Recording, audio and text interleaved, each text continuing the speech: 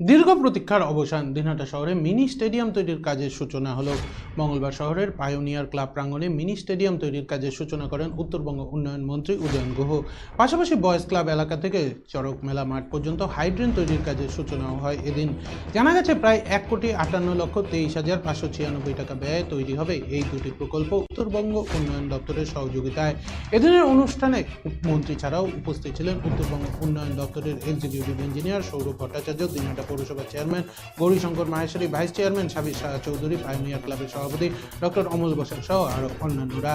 এদিন সাংবাদিকদের মুখোমুখি হয়ে মন্ত্রী উদয়ন গুহ জানান 6 মাসের মধ্যেই তৈরি হয়ে যাবে এই মিনি ইনডোর স্টেডিয়াম।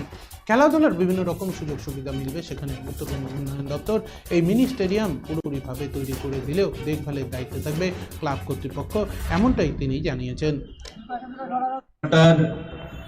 মানে এরকম কোনো কথা ছিল, হয়নি বা বারবার বলা হয়েছে। অনেকদিন থেকেই মানুষের মনে একটা আশা ছিল, মানুষের মনে আশা ছিল, সেই আশাটা আমরা পূরণ করছি। আমাদের 6 মাস টাইম দেওয়া আছে, আমরা আশা করি 6 মাসের মধ্যে কাজ শেষ হয়ে যাবে। কারণ অর্থের কোনো সমস্যা নেই, আসছি দাঁড়া, অর্থের কোনো সমস্যা নেই। আমরা যাদের কাজ দিয়েছি তাদের অভিজ্ঞতা আছে কাজ করার, সব মিলিয়ে দ্রুত কাজ শেষ হবে বলেই আশা করি। সঙ্গে এলাকাতে একটা স্টেডিয়াম ছিল, সেই স্টেডিয়ামটাও এখনো প্রায় কোনো কাজই হচ্ছে না সেখানে। আমার নতুন করে মিনি ইন্ডিয়া স্টেডিয়াম হচ্ছে দিনহাটা শহরে, ওই সেই জন্যই একটা স্টেডিয়াম আর মিনি ইন্ডোর স্টেডিয়ামের মধ্যে তো আসমান জমিন ফারাক আছে। স্টেডিয়ামের অনেক ক্রাইটেরিয়া আছে, সেগুলো তো মিনি ইন্ডোরের দরকার নেই।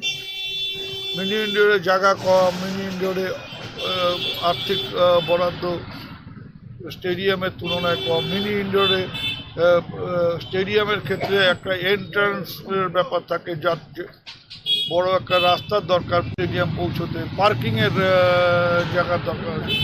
যারা ওটা তুমি